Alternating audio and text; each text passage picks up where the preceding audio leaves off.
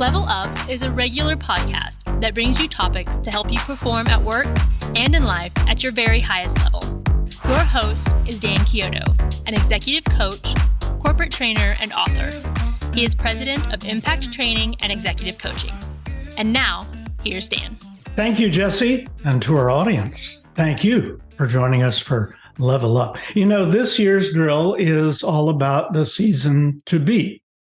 So far this year, we've had be polite, be bold, be kind, be engaged, be brave, and today it's be driven. I heard about my guest today from Garen McMillan, CEO of True Warranty. You have seen Garen on a previous Level Up. He's also very driven. Why do I mention this? Because one theory today is that you should surround yourself with people who help you perform at your highest level. I'm drawn to people like this, and that's who my person today is. He'll always find a way to make things happen. He's no coward. He is driven. He works in the automotive field, but what he does could be applied to any field. My guest is the co-founder and managing partner of DealerSure, which is a digital referral platform for a group of insurance companies. Now let's talk to this episode's guest, Kevin Bradberry. Thank you for being here, Kevin. Hi, Dan. Thanks so much for having me today. You bet. I find it interesting to look back at where a person came from and what they did as they were growing up. Would you take us there so that we can get to know you a little bit? Sure. So, first of all, I'm a military brat. So my father served 25 years in the naval aviation, and he came in as an E1 and worked his way up to an O4. So he was very driven himself.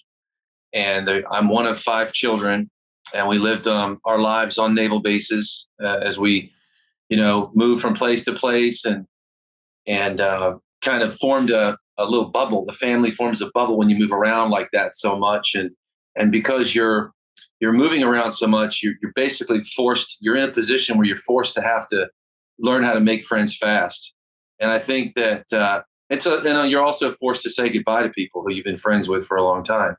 So I think that's one of the things that sort of put me in motion and allowed me to start, just opening myself up to new things, which I think is a key part of being driven. When you open yourself up to new things that you maybe would be, outside your comfort zone, if nothing ever happens to you, nothing ever happens. So I've always opened myself up to that. And I think that, moving around a lot and growing up with 4 other siblings put me in a situation. I was the middle child of 5. So that'll tell you a lot if you know anything about sibling rivalries and that not. So basically just working with my, moving around and traveling a lot and growing up with the kids around me that, were there one day and gone the next. I just found myself always looking for something new, something different. And I got accustomed to that. I enjoyed that. I embraced it. I love it because you do get to meet so many people. I, too, have moved throughout my career. And every time you move, whether it's when you were growing up or in business or anything else, you have a chance to recreate yourself in the new place, maybe not be the same person. Have you ever experienced that before, like going to a new place and feeling like, I want to do things a little differently here? Every single time. I think once I got a little bit older, it all depends on how you look at it when these things happen to you, right? If you, I remember this old adage of a Chinese man telling a story about his. I think I mentioned this to you the other day. His son broke his leg, and they came and said, "Oh my gosh, this is terrible. We're so sorry." And he said, "Well, maybe." And then, the army marches through and collects all the young men to take them off to war, and his son has to stay. And so that's just one of the, scenarios of like how you deal with these things as they come up. And, I think it all depends on how you look at it. And I got to ask you again, what was the question? Because I got off on a tangent and I forgot the question. Well, actually, I like that story you gave me. Tell the whole story, because I heard it and our viewers have not, about maybe there are a few other parts to that. Let's hear about that. Well, I think it goes back to reinventing yourself. It goes back to embracing change, and it also goes back to how you perceive things initially when when you're faced with these things. And so that's what popped into my head was I was thinking about the Chinese farmer who, his son broke his leg, and oh no, and then obviously the story goes on where they have one horse and they're on a farm and the horse runs away, and the townspeople say, "Oh my gosh, this is awful! Your only horse ran away," and he says, "It's awful." Well, maybe. And well, then the next day, the horse brought back a bunch of wild horses that came with him to end up. He went from one horse to no horse to 10 horses, and the story just kind of goes on like that. And that's always the way I've been about things. You look at things and you say, "Well, what good can come from this?" Well, any good can come from it. You just don't know yet what that good can be. So I always try to keep myself open to learning new things. And, I never really found myself to be, this may sound a little weird, but important enough to be interviewed about something like this. I think my father always told me, well, he didn't always tell me this, but he told me years later that he said, "You've had your head down so long trying to catch up to everybody, you didn't realize you passed them a long time ago." So very profound thought process when you think about it. I know I'm a little all over the place, but we're just having a conversation here, so I'm just trying to be as transparent as I possibly can. I like that very much, even what your father said. And the reason I say that is when you do a marathon, if you do it in a part of a country where there are a lot of mountains, you don't want to be focusing on the top of that mountain. You just want to focus on what's before you, and all of a sudden you're at the top. So that's similar to what he's saying about, and that's part of being driven, I think. You just keep driving, you just keep going, and then suddenly you're there, which is what has happened to you. So give us a little walk through your professional career, the things you've done. Well, if you look at what we've just talked about so far, that whole driven aspect, I think that you'll see this sort of play out in my career, because that's exactly the way I've been about things. If I find something interesting or fascinating, I want to learn about it. And if I want to learn about it, then I commit to gaining some knowledge, and I push myself outside my comfort zone. And so, when I got out of the military myself, the first thing I did was I went to college, and I went to the University of Florida, played rugby there, and had a great college experience, paid my own way through school. And, when I got out of school, I couldn't find a job in the field I had a degree in. And so I got in the car business and started selling cars. And that was a pretty interesting experience. The first couple of months I was in a little bit of state of shock, but because of the fact that I did have somewhat of a adaptability personality, kind of a sales personality, but it was adaptable. I was always learning. Anytime I ran into somebody and I thought that person's interesting, I want to learn what qualities or what characteristics that person has that make them attractive or appealing to me. And I want to understand those. And so I started developing kind of like a lot of different mentors. And I think that's probably the way I went through my career. Was I saw somebody who was doing what I thought either interesting or maybe doing better than me. And I said, I want to learn that. So rather than being you can be many things. You can be envious, you can be a hater, you can be lots of different things. I always wanted to be a student. So I've always considered myself a student of the industry and a student of anything I found fascinating or I wanted to learn.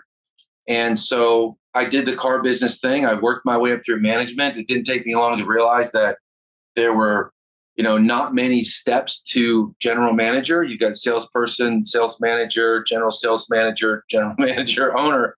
That's a little bit of a shorter corporate ladder to climb. So I thought, hey, if I can outwork everybody, I can do well in this business.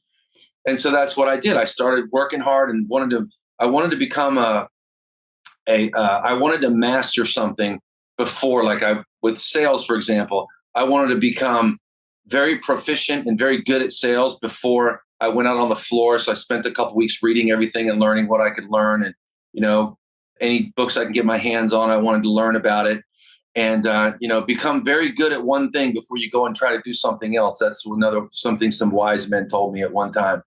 And so I wanted to become very good at that. And then I moved up the ranks. And then, of course, whenever you're growing a business or whenever you're growing in an industry and you start to become successful or you develop some level of success, what happens is, at least in my experience, is it frees you up a little bit to be able to pursue more of what you're passionate about. And so what I'm passionate about and what I love is I love helping people, and I love training. I love educating, because I had such a terrible high school education that when I finally got to college, I had to learn everything all over again. And I just remember a little bit of a feeling of helplessness because of that. And so I've always enjoyed helping people, training people. So I created TK Worldwide, which was a national automotive recruiting, training, and consulting company that recruited over 500,000 people into the automotive industry who'd never sold cars before. So I was pulling people out of poverty and putting them in six-figure income opportunities. And that, for me, was a passion that I enjoyed tremendously for 17 years, growing that business. I had 21 trainers who worked for me. I had 10 office employees. We were a very successful company. But for me, it was really more, and the driven thing comes in. I was very driven, but I was chained to my desk, and I was working in that the office, and all my trainers were traveling, and felt like I was missing out on everything, but I was still there working hard and keeping the trainers working. And for me, it just became something that it started to turn into a job. And as that started to happen, fortunately, I got a phone call from a company called Allstate, and they said, "Hey, one of your guys works with us now. One of your trainers works with us, and he's told us you're the guy who can help us. We are trying to put these insurance agencies inside these car dealerships, but we can't get the dealers to say yes because they don't even know how to staff the store, how to staff the agency, find the people, whatever." So I did a pilot program for them as TK Worldwide, and they hired me. And then I started installing insurance agencies across dealerships across the United States in dealerships. And I did that for a couple of years, and I just started learning all about insurance. And here I am, 17 years in TK Worldwide, doing automotive recruiting, training, consulting, variable operations, needs assessment, process implementation, and all that. And I've got this thing down really well. Now I see this insurance thing, and I'm going, there's the reoccurring revenue opportunity. There's the passive income opportunity. Now I see it. So I started analyzing what they were doing and how they were doing it. And I started writing about it. And then I started writing these articles that began to get published, and best practices. And that's kind of how I started to get noticed in the insurance industry, and how I transitioned from the military to the car business, and then, to insurance.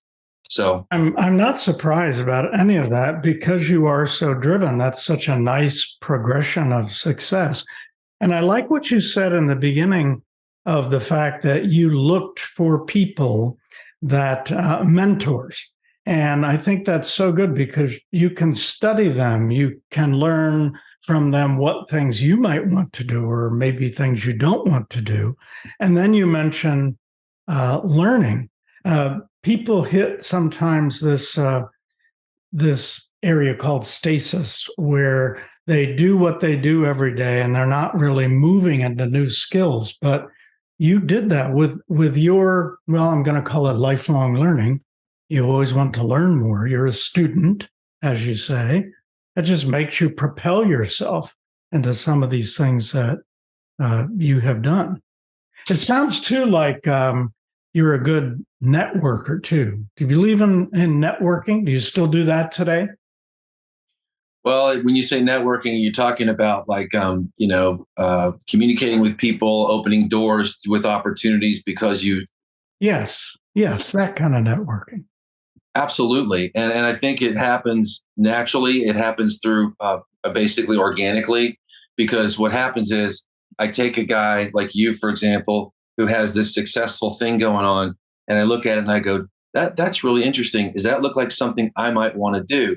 And if it is, I don't want to become your competitor. I want to become your friend. I want to learn more about what makes you tick and what makes you And by doing that, what happens is you start to look at me and go, hey, this guy, Kevin, understands the rules of How to Win Friends and Influence People by Dale Carnegie. Not only is he a good listener, but he's interested in me. And because he's interested in me, I therefore am interested in him.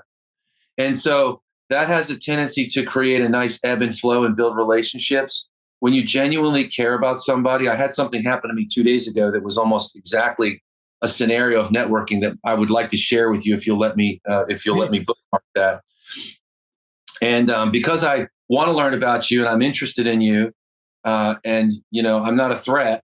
We build a relationship, and I can cross any industry I want to with that. I want to learn more about you. In fact, when I was realizing the car business was where I wanted to be for a while, but I wanted to grow quickly, I went down to Al Hendrickson Toyota, which was the largest Toyota store in the country at the time. And I set a meeting up with Al Hendrickson Sr. and Al Hendrickson Jr. And they were like, who is this kid that's calling us up that wants to meet with us? And I went there and they locked me in their office for 3 hours and wouldn't stop giving me advice. And it was amazing because they saw some young kid who wanted to learn what it was that made them successful. And they told me everything they could tell me and interviewed me and gave me great advice. And I remember that. And it was a great experience for me. And I've always kind of done that with people because that's how I see this up here and I say, how do I get there? There's other people there. When I want to get there, I communicate with the people that are there, and they'll bring you up. Good people will bring you up, and they'll help you. They want you to be successful. And so a quick scenario of networking is a scenario that happened. It's driven networking. It's a perfect tie-in to what we're talking about here. So I've been working to grow this business, which I'll get into in a little while. And part of this process that we're using to grow this business is, of course, the insurance that I have here. We need customers, not just inside dealerships, but we need commercial insurance everywhere. So when the ball wasn't rolling fast enough, I loaded my trunk up with stuff, which is still loaded up right now with everything that we sell. Then I started cold calling places on my way to work. It's a 1-hour drive to and from. And I'm dropping off business cards and I'm introducing myself to business owners and sales materials. And I'm saying, hey, I'd love an opportunity to provide you with an insurance quote because I'm working to grow the cash flow. So a couple of weeks go by, I don't even know, a lot, right? Driving back and forth. So I get a phone call. This guy calls me up on my cell phone. Hey, you're the guy that dropped off that stuff? He said, yeah. He says, I want you to come and do my insurance. So I said, okay. I'm going to send you some stuff, but I'm also going to stop by. I want to meet you face to face.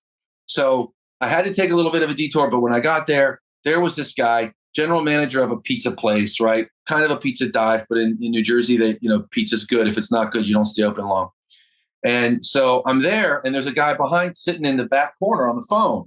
And I walk in, and there's the pizza guy, all dirty. He's got sauce all over him and everything like that. And he comes out, and he sees I'm interacting with him. And he's like, hey, man, I didn't expect you to roll up on a motorcycle. We started talking a little bit about that and just got really great rapport going. And I overheard the guy on the phone behind me in the corner say something like, yeah, I've been living there 27 years. And he seemed frustrated. And I could tell he was doing an insurance quote. So I went out to my bike and I grabbed a couple business cards and I walked in and I waited for an opportunity. And I walked up to the gentleman and I handed him my cards and I said, insurance should be easy for you. I said, it should be hard for me and easy for you. Here's my card. I'd love to do business with you. And I walked away. So 10 minutes later, I'm done with the other general manager. This guy comes out of the corner, walks up to me and says, hey, can I talk to you for a second? I said, yeah. He said, can you do condominiums? Can you do this? Can you do that? I said, yes, we can do all that. He said, okay, I have 130 properties and I need somebody to help me with my insurance. And I'm definitely going to be calling you. And, we shook hands and then the guy walks away. I said, okay, great. I'm looking forward to it. I can't wait. Nice to meet you. So then the guy walks away and the pizza guy comes up to me and he's like, do you know who that was? And I'm like, I don't know who he was, but he seemed like a nice guy. And so he says, yeah, that guy owns everything. I said, okay, great. He even owns this building. I said, oh, perfect. Well, then that's great. So it was a really neat kind of a way to show you how, if you put yourself out there and you're driven and you're open to networking, how these things can come together. I called my office and I said, we have 130 commercial properties to quote. Get ready. And they're just like, what just happened? I love that. I love that because, and you've used the word opportunity several times on this podcast. And I think that's so important to take advantage of opportunities and also know that everybody you meet comes before you for a reason. So when you create a relationship there, it could mean a lot, which is what you've just proven. So, well, hey, now we know a little bit about Kevin. This is a perfect time for us to take a break. I am Dan Chiodo, your host. My guest today is Kevin Bradberry. You are watching Level Up. We're going to be right back after this. One of the issues that we face today is that we are so busy and distracted that we don't take responsibility for what we think about. In fact, many believe that they can't control their thinking at all. Not true. You have the power to control your thoughts. And since your actions are controlled by your thoughts, you can determine your actions, which ultimately affect your results in life. Mind walking is a daily 15-minute exercise where you practice thinking on purpose while you walk. Just walk and listen as success coach Bill Mansell guides you through the mind walking exercises. In just 15 minutes a day, you'll learn how to get your mind's attention and then focus your thoughts toward what's right in your life now and what you want to create in your future. You'll be able to clearly visualize how it will feel when you've accomplished your most important goals. Then, throughout the day, no matter how stressful the situation, no matter how negative the thoughts that invade your mind, you will know how to immediately take charge of your thinking to create the life that you really want. Visit mindperk.com and search for Bill Mansell to learn more and to purchase the Mind Walking program. We are back. Thank you for being with us. We are talking to Kevin Bradberry, co-founder and managing partner of DealerSure. Now, before we have more questions, we have an advantage today in that he's not at his typical office. He's in his home office, and he has some really nice memorabilia there. Kevin, give us a little tour there of some of what you have on your shelves. Oh, okay. So I have a lot of airplane stuff, ammunition stuff, military stuff up here. That's my father. That's me.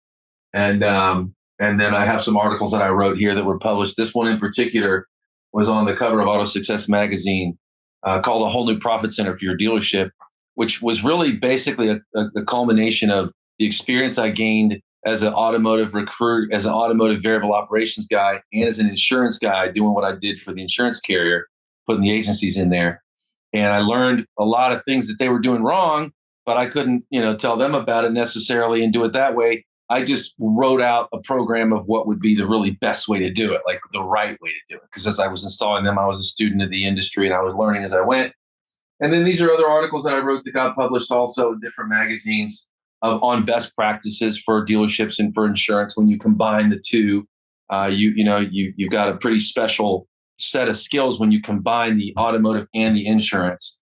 And most businesses are insurance businesses trying to get into the car business, or and we're car business trying to bring insurance into the business, but we have the insurance background too. So because of that, it gives us a really special understanding of how to do that. And so I write about it because I like to share the knowledge that I've learned when I go from student to teacher, because it helps me master the materials and really truly own it.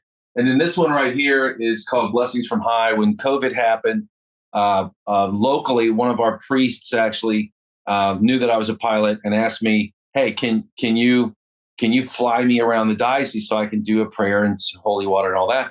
And I was like, "Sure, no problem." So I did that, flew him around, and then word got out. And then all of a sudden, all these priests started calling us from all over the United States, on the Eastern Seaboard anyway, and saying, "Hey, can you fly over here and pick us up and do?" So we ended up doing a whole bunch of different of these different flights. And I ended up in, I guess you call that, what's the centerfold, right? The centerfold magazine of a Catholic magazine called The Columbian. And it says blessings from on high. And it talks about how the priests were going around. And then all of a sudden, everybody around the country saw this article and they all started doing it. And now everybody's flying priests everywhere doing it, So that is great. And that's fun. Not just any Catholic magazine. That is the Catholic magazine, The Columbian. It is. I've always wanted to be on a centerfold. I just didn't know it was going to be in the Catholic magazine. That's great. Oh my gosh. Well, thank you. That is so interesting. So interesting. Thanks. So even today, your agency, your insurance agency that you have, what makes it so successful even today? Well, it's a work in progress. I think what makes it successful is the support from the great. I have some really good partners. That's very helpful. Obviously, they trust me, and that's important. And I don't take that trust too lightly, and I definitely don't squander it. So I think accountability is important. Working hard every day, staying driven, but also from a technical standpoint of what makes it work so good was, since it was a startup company, what we did was we went out and we bought a captive agency that already had a book of business established. It was $1 million book of business, so it was worth about 100 grand. It produces about 100 grand in cash flow.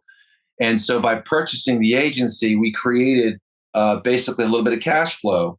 So for $850 a month on a loan that we took out for the agency, we're getting about $8,500 a month in cash flow, which enables us to sustain the growth and development of the other three companies. So it's kind of a interesting little combination of why we did it that way.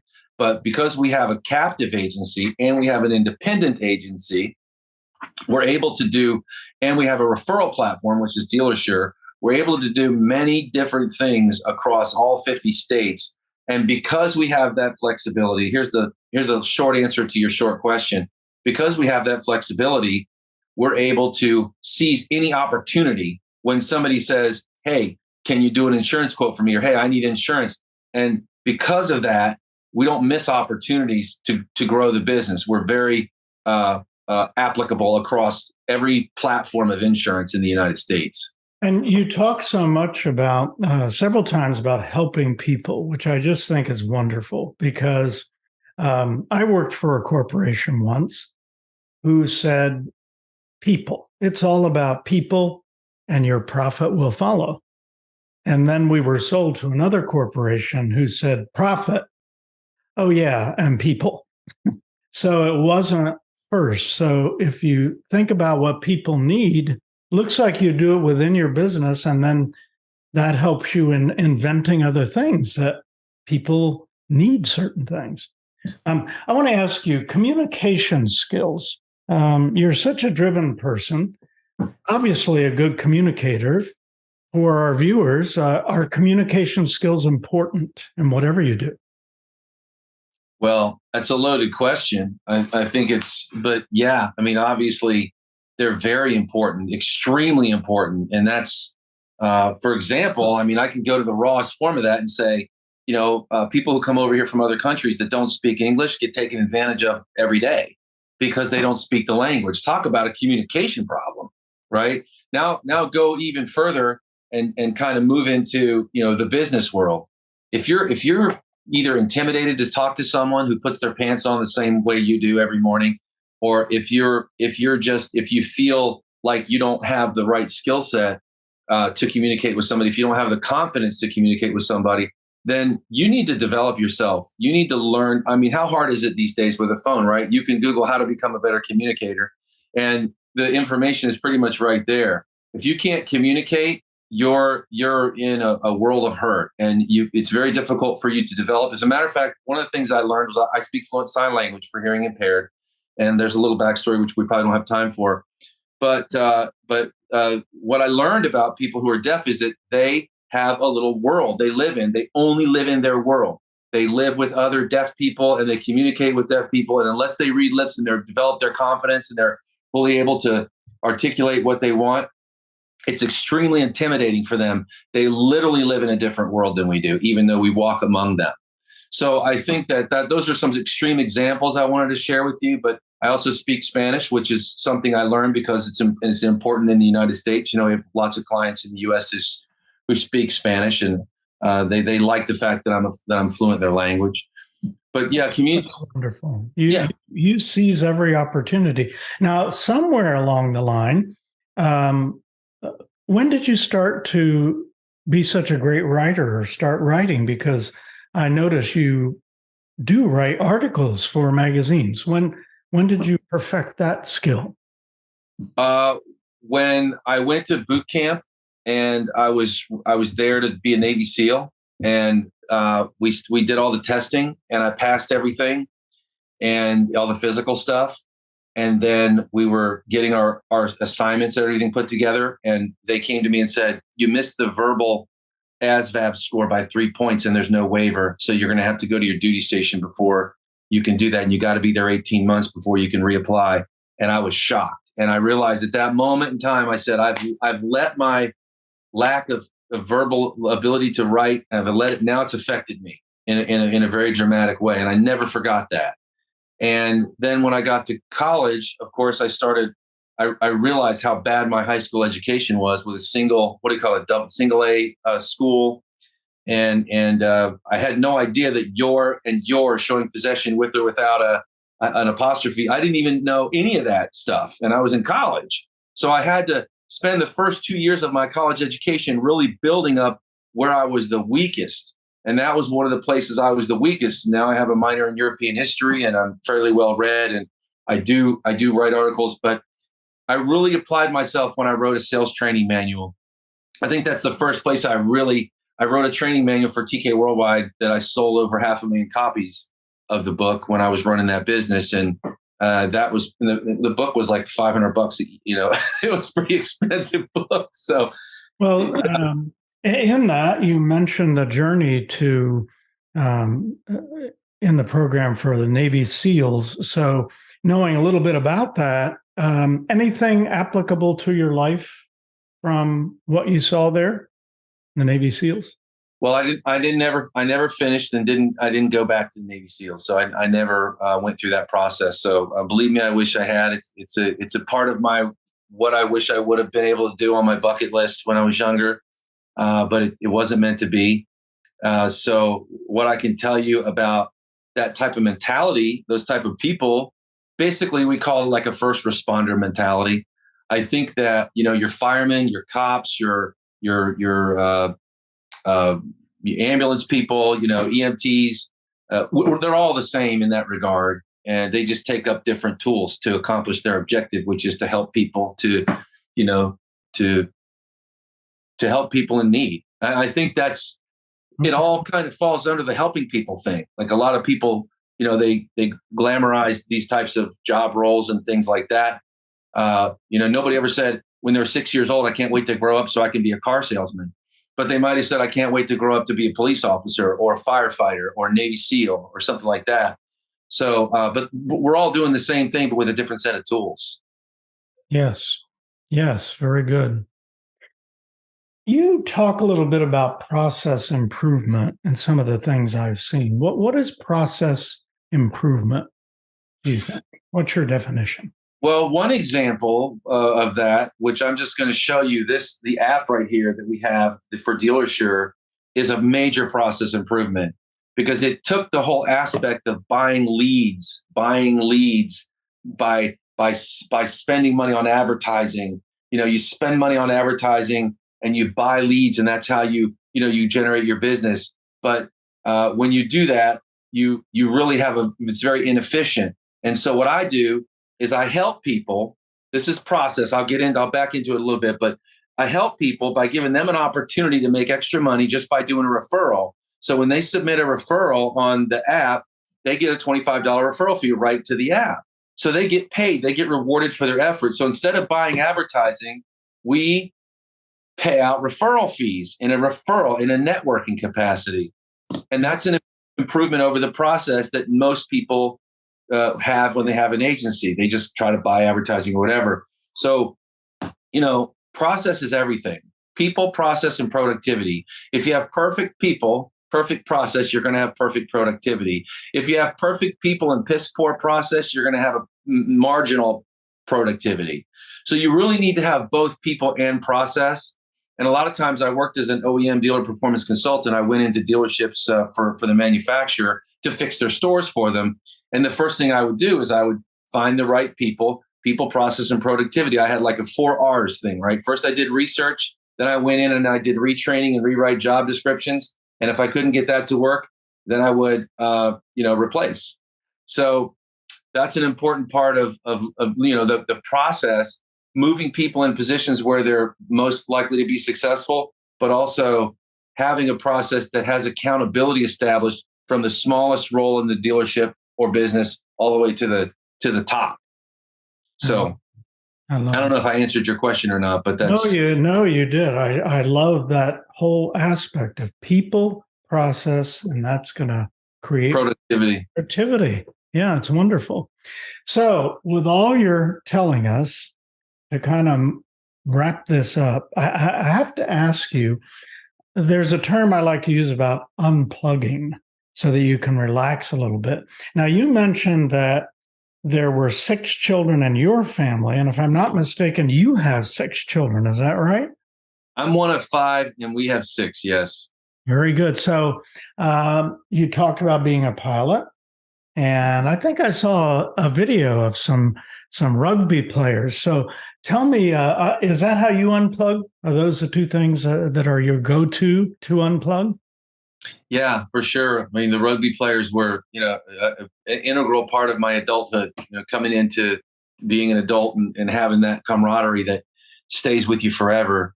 That's where I found my first family outside of my littler family, right? Was when I was an adult, and, we had that bonding experience playing rugby together. But as far as unplugging goes, it all applies across the same platform of being driven, because if you work hard, you got to play hard. And, getting 5 insurance licenses in under a year was very difficult, but I knew I had to do that. Getting my pilot's license in under 2 years was very difficult, but I knew I had to do that. And it wasn't that I had to do it to provide for my family. It was that I had to do it because it was a passion of mine. And it was something that I knew I've always wanted to do. And so I didn't give up on it. And like you said, it's not the guy who looks at the top of the hill as the goal that's going to make it. When you're getting your pilot's license, you have to do it 1 or 2 hours a week. And there's a whole other story behind that we don't have time for. But I also spearfish. I like to scuba dive. So I've been scuba diving since I was 18. And, if you're passionate about something and you don't get to do it, a little piece of you dies inside. And, if you put all your time and attention into work and being successful, you're going to end up giving quotes like Steve Jobs gave at the end of his life, which was, "I made a horrible mistake," and right. Yes. So you got to give to your family. And last thing I want to say about unplugging is I have 2 4-year-olds, and they're a month apart, and there's a ton of energy there. And I play with my children. I always have. I engage with them. And when they get interested in something, I say, go for it. And I try to clear the path for them a little bit. They're not snowflakes, but I try to clear the path for them. And I watch them develop themselves. And as they develop themselves, I'm getting rewarded because I like to help people. And now I get to spend time with my little mini-me's. And that's always a great thing to do. It's healthy. It's good for your spirit, and it keeps you young. That's wonderful.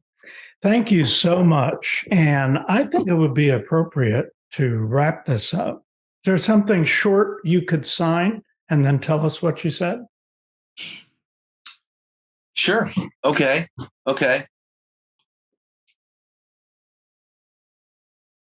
I just said thank you for the time. Oh, that's wonderful. And I'll see you later. Yeah. Excellent. Well, thank you. Thank you for this time. It's been fabulous, and appreciate it so much. You've helped us notch up our drive because you truly are a driven person. So thank you, Kevin. Thank you. Thanks for the time. You guys have a great day. You bet. And check out the show notes for this podcast. This episode will be in our Level Up library very soon. And hey, Dustin, I think you'll have a few final words, but my final words for today are be driven. If you feel like this information was valuable to you, Dan would love it if you'd click the like button and subscribe to the channel. If you have any questions or thoughts about today's episode, please leave a comment. Also, if you're a first-time subscriber, be sure to ring that bell to be notified about future episodes. To learn more about what Impact's training and development can do for you and your business, visit impactbydan.com, where you can find more information about executive coaching, corporate training, keynote speaking, and much more. Thanks so much for watching.